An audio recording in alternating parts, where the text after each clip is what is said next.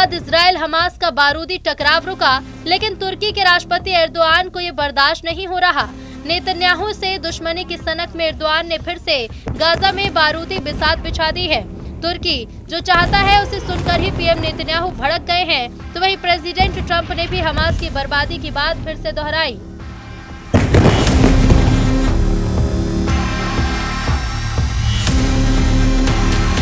ये आखिरी चेतावनी है, भयानक और डरावनी चेतावनी है। इसके बाद हमास नर्क की तबाही झेलने पर मजबूर होगा, दावा प्रेसिडेंट ट्रंप ने किया है। ट्रंप ने ऐलान किया है कि गाजा में अब इजराइल नहीं, अमेरिका के बम फटेंगे। अमेरिकी B-2 बॉम्बर से धमाके हो सकते हैं। अमेरिका के जंगी बेड़े गाजा का नक्शा तक मिटा सकते हैं। अगर हमास ने हथियार नहीं छोड़ा, अगर हमास ने समझौता तोड़ा और अगर हमास ने इजराइल को निशाना बनाया, तो फिर गाजा में कोई भी सलामत नहीं बचेगा। लेकिन हमास लड़ाके तो अपने खूनी मिशन में जुटे हैं। हमास लड़ाकों ने प्रेसिडेंट ट्रंप और नेतन्याहू को डबल झटका दिया है।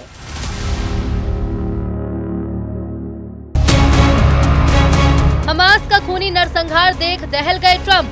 52 लाशें बिछाकर हमास लड़ाकों ने गाजा पर कर लिया कब्जा। इजराइल को मुर्दा बम से जलाएगा हमास। युद्ध अभी ऑन है, हमास का बैकअप ईरान है। हमास ने फिर से खून खराबा शुरू कर दिया है। फिर से बारूदी तांडव मचने लगा है। हमास ने सरेआम गद्दारी की सजा दी है। हमास ने 1-2 नहीं बल्कि 52 को मौत के घाट उतार दिया है। हमास ने नेतन्याहू और ट्रंप के लिए नया वॉर ट्रैप बना लिया है। हमास के हाहाकारी बदले ने ट्रंप के होश उड़ा दिए हैं। प्रेसिडेंट ट्रंप इस कदर गुस्से में हैं कि उन्होंने पहली बार अमेरिका के गाजा युद्ध में सीधी एंट्री की धमकी दे डाली। ट्रंप ने ये तक कहा कि अगर हमास ने हथियार नहीं छोड़े तो अमेरिकी हथियारों से हमास का सफाया होगा। अमेरिका के राष्ट्रपति डोनाल्ड ट्रंप का कहना है कि हम उन्हें हथियार डालने के लिए कह रहे हैं और वो हथियार डालेंगे। अगर वो हथियार नहीं छोड़ेंगे तो हम उन्हें हथियार डालने पर मजबूर कर देंगे और शायद ये जल्द ही और हिंसक तरीके से होगा। ट्रंप ने आगे कहा कि शुरू में बात करते हुए उन्होंने कहा कि वो हथियार छोड़ने जा रहे हैं।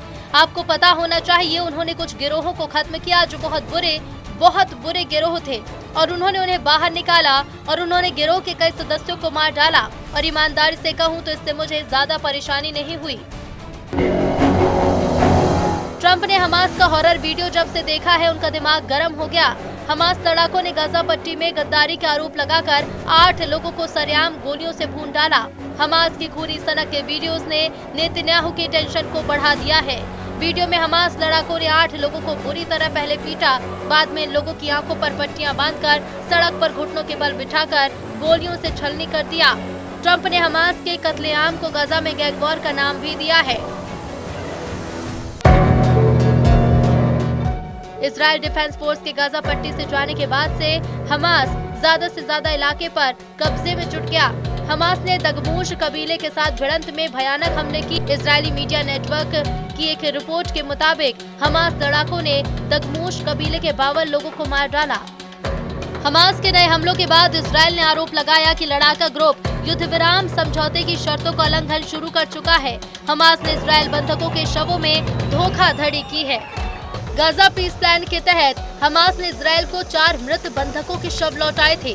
हमास ने मृत बंधकों के जो शव लौटाए उसमें से एक शव इजरायली बंधक का नहीं है। इजरायली बंधक बताकर जो शव भेजा गया वो गाजा के किसी आदमी का है। हमास की हरकत के बाद इजराइल ने तेवर सख्त कर लिए। पीएम नेतन्याहू ने धमकी दी कि अगर हमास ने समझौते की कोई शर्त तोड़ी तो ऐसी तबाही होगी जिसकी कल्पना भी नहीं की जा सकती। इजराइल की तरह हमास ने भी नेतन्याहू पर पीस डील तोड़ने के आरोप लगाने शुरू कर दिए, यानी दोनों खेमे में फिर से बारूदी टकराव का माहौल बनाया जा रहा है। उधर खाड़ी में युद्ध विराम समझौते के जश्न में 2 ताकतवर देशों के दूर रहने के सिग्नल खतरनाक बताए जाने लगे हैं। गाजा युद्ध विराम का जश्न मनाने के लिए दुनिया भर के नेता मिस्र के शर्म अल शेख में जुटे, लेकिन सऊदी अरब के क्राउन प्रिंस मोहम्मद बिन सलमान और यूएई के राष्ट्रपति मोहम्मद बिन जायद अल नहयान वहां नहीं पहुंचे। प्रिंस सलमान और प्रेसिडेंट जायद अमेरिका के सबसे भरोसेमंद दोस्तों में से एक हैं, जिन्होंने गाजा पीस डील के जश्न से दूरी बना ली है। मतलब खाड़ी मुल्कों में गाजा शांति समझौते को लेकर सब कुछ ठीक नहीं है। असल में खाड़ी के सुपर पावर कहे जाने वाले ये दोनों देश फिलिस्तीन देश के हक में हैं, जिसे लेकर ट्रंप ने अब तक कोई साफ संकेत नहीं दिए। उधर तुर्की के राष्ट्रपति एर्दोआन ने एक नया बखेड़ा खड़ा कर दिया है। एर्दोआन ने ट्रंप से मांग की है कि वो 1967 में तय हुई सीमा के आधार पर फिलिस्तीन देश को मान्यता दे, वो भी जिसकी राजधानी पूर्वी यरूशलेम हो। तुर्की ने ट्रंप की टेंशन बढ़ाने वाली चाल चल दी है, लेकिन एर्दोआन के मंसूबे पूरी तरह से होने की कोई उम्मीद नहीं। प्रेसिडेंट ट्रंप इस कोशिश में है कि इजरायल को ज्यादा से ज्यादा मुसलमान देशों से मान्यता दिलवाई जाए।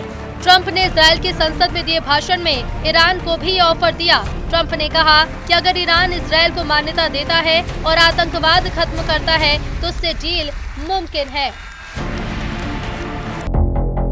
लेकिन ट्रंप के इस ऑफर को ईरान ने फौरन ठुकरा दिया। सुप्रीम लीडर अली खामेनेई की तरफ से ईरान के विदेश मंत्री अब्बास अरागची ने ट्रंप को जवाब दिया।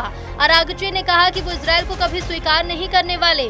मतलब सारे समीकरण भयानक युद्ध का इशारा कर रहे हैं। हमास का ताकत जुटाना हो, तुर्की का गाजा में दखल हो, प्रिंस सलमान की ट्रंप से नाराजगी हो या फिर ईरान के इंतकाम का ओपन ऐलान, सब ट्रंप के प्लान के खिलाफ है। Houthi chief Abdul Malik Houthi ने एक बार फिर से ट्रंप को धमकी दी है कि फाइटर ग्रुप शांति समझौते पर अलर्ट मोड में है। लंबे युद्ध के बाद हूथी, हिजबुल्लाह और हमास जैसे फाइटर ग्रुप कमजोर भले ही दिख रहे हैं, लेकिन इनकी ताकत खत्म नहीं हुई। ईरान से बैकअप मिलते ही लड़ाका ग्रुप विस्फोटक पलटवार कर सकता है। तेहरान से नए हमले का सिग्नल जब भी मिलता है, युद्ध का दूसरा राउंड शुरू हो सकता है।